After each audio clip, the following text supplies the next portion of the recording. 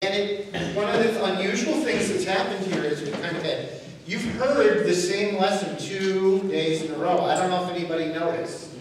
Yeah. Anybody notice?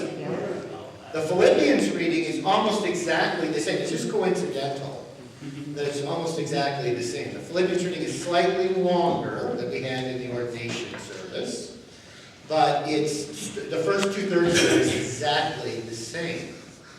And again, it's another place where it's not an accident. It's chosen because the words that it says at the beginning are rejoice. Rejoice. And here it is, Joy Sunday. And rejoice is part of the ordination service as well. And as we heard in this wonderful practice we have about talking about what the Sundays in Advent are, we talked about what is joy a little bit. And we hear a lot about joy this time of year. I mean, we don't really actually hear about joy except for whatever people think the Christmas season is, right? We hear about peace and joy and goodwill, but it tends to last in culture only for about 3 or 4 weeks, and then we're done with that. And so I think one of the questions that I would ask myself, that I need to be reminded of, is how does that joy look different than how we understand it in the culture? In the culture, it's very ephemeral. Sort of just an emotion on the top of your head. It's a way you feel in the moment, and the next minute you're shouting at somebody who cut you off in traffic. And that's the end of the joy. That's all there is to it. There's no depth to it at all. It's no deeper than the kind of emotion a toddler would have.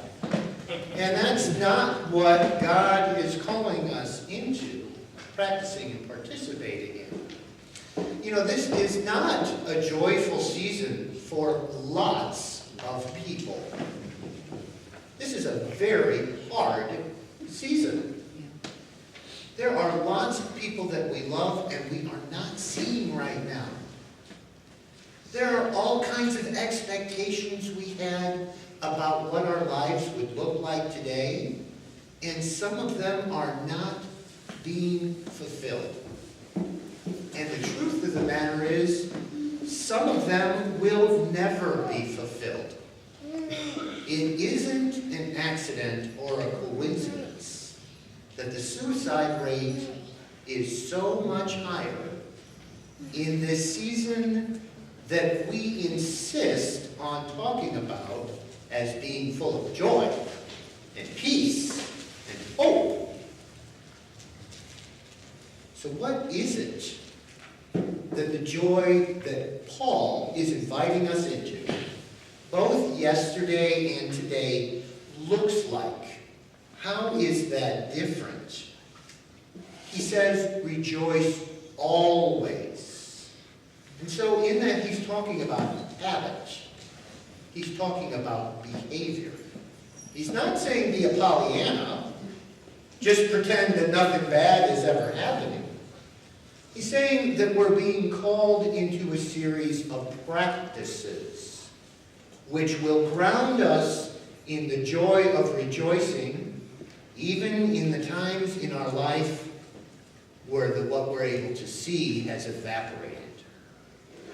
But what will carry us through will be the practices we put in place that are grounded in joy. That kind of joy is life-sustaining, life-changing, and looks nothing like seasonal cheerfulness.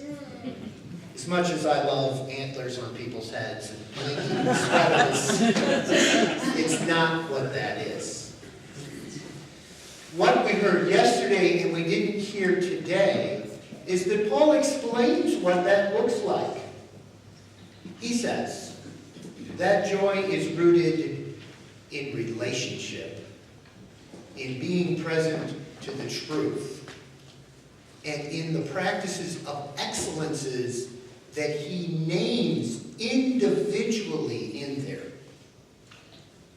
Excellences like telling the truth, like staying and speaking purely, by recognizing and paying attention to those things that you find to be pleasing, not simply those things that anger you.